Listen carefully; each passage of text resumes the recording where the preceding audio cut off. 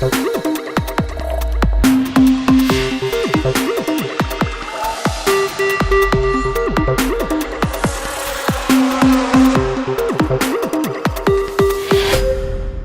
back, and this is Talking Point, our discussion program that looks at issues and also politics in St. Lucia. We're trying to give you a balanced perspective of the issues that concern us all. And before break, we wanted to ask Mr. Cleary about the jobs. This is the linchpin, this is the selling point of all the projects. Forget about it would seem, forget about conservationists, forget about the fact that, you know, we have heritage and issues of culture that needs to be considered, but it seems, you know, jobs, as long as we get the jobs, then everything is all right. I don't agree. I don't think that this is a policy of this government. I think all the areas are given, due diligence is given to all the aspects, the concerns that is sometimes because it is not stated upfront, that there is the perception maybe that the only interest of the government is job creation. That I believe is key. We cannot deny that you have an area, and you see the sad thing about it is that a lot of the issues, some of the things that the government is currently implementing are not things that the Labour Party did not have some link to. We'll talk about the DSH project. The understanding that the genesis of that started with the Labour Party. You spoke earlier, mentioned about the Dolphin Park. Again, there's the link to it. So then you ask yourself, is it that these issues are being raised now simply because we want to make a political issue out of it? Or are we genuinely concerned about, because our survival is critical, and we have a myriad of problems in our society. The whole question, we talk about crime on a daily basis, the abuse of children and women. And a lot of these things, maybe, I have no statistics to prove, but could be linked to the fact that people are desperate, they're unemployed, and probably they are venting.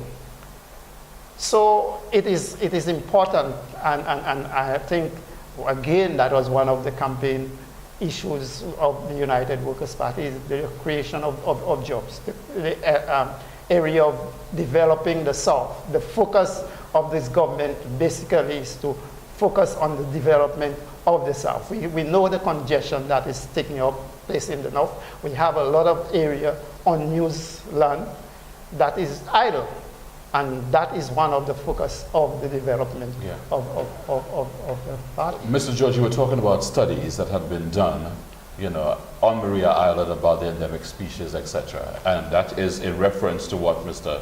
Cleary had said, that he didn't have any, you know, specific information about her.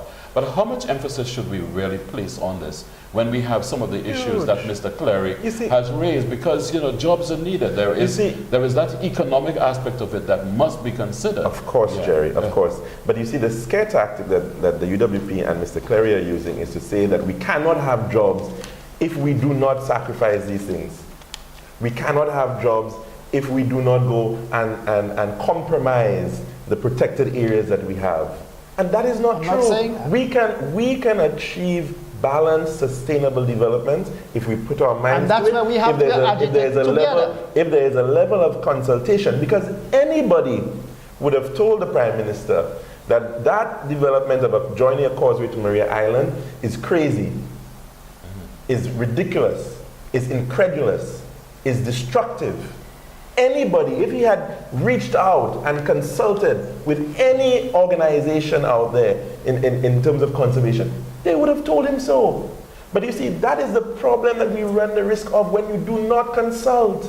And government is there There are people within the government, with the ministries of agriculture, the ministry of forestry, where you used to work, the ministry of sustainable development, that would have advised, ministry of fisheries, that would have advised the prime minister against projects like that, right? And so we cannot believe that just because we want to see development and we want jobs, there's a risk of jobs being lost as well.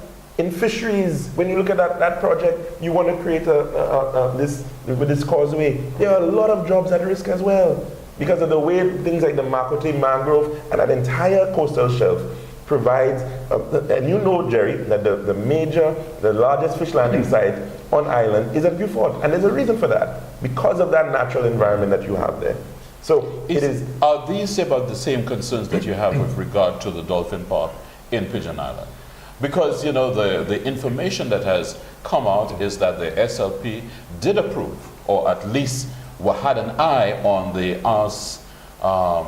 Anjabet, which is a property, down in just north of Canary. Right. And so they had given the go clear. Yes, and apparently there was an approval in principle that was given towards the project somewhere around July of 2013. Since then, now this project had never really been gotten out, I think, until the budget, in terms of it was announced as the project in the budget. But it never went past, in terms of the approval phase, in terms of the Development Control Authority looking at it, or anything of the sort. So that is not to say that if it was a project then, we should still have opposed it then, right? When it came up to the public and the public knowledge. And since then, what has happened, Jerry, is that there's a lot more knowledge in terms of cetaceans in captivity, keeping of whales and dolphins in captivity, thanks to movies like The Cove and Blackfish.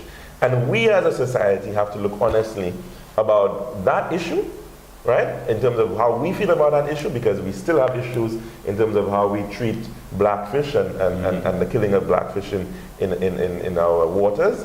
And we have to look at that and be objective about it. I agree. We cannot be hypocritical about the issue. In the same way, we cannot be hypocritical about killing turtles on the beaches, right? But then the other issue that you have there, Jerry, is that you are looking to put a dolphinarium, a dolphin park, within a conservation area, on a coral reef that exists at Pigeon Island. You risk the destruction of the island itself because of where you want to actually create that development, in terms of the land side of it as well. So I cannot see what is so difficult to understand that this would certainly, that on two counts, we should not be going forward with this project. On the count that this is a historic site which has deep value and meaning for the history of St Lucia, and this dolphin park does not fit into that at all, by any stretch of the imagination. And I'm telling you, Jerry, the other thing about, we talk about loss of jobs. Sandals Grand brings a scuba boat across to that site every day, 3 times a day. There are people right there who operate a scuba activity off one of the Pigeon Island beaches every day. Just this week, they had about 60 persons, coming across and going down under the water, seeing the natural environment there. So you're telling me that those jobs don't matter? Those jobs don't matter. But you want to push the dream that you may have had in the 1980s or the 1990s, and believe that it is still a relevant dream in today's world. It is unfair and undemocratic. So are you saying that if it were not situated at Pigeon Island, the SLP will be supportive of it at any other place in St Lucia? No, I'm not saying that. Okay. I'll give you a chance to answer that question when we return.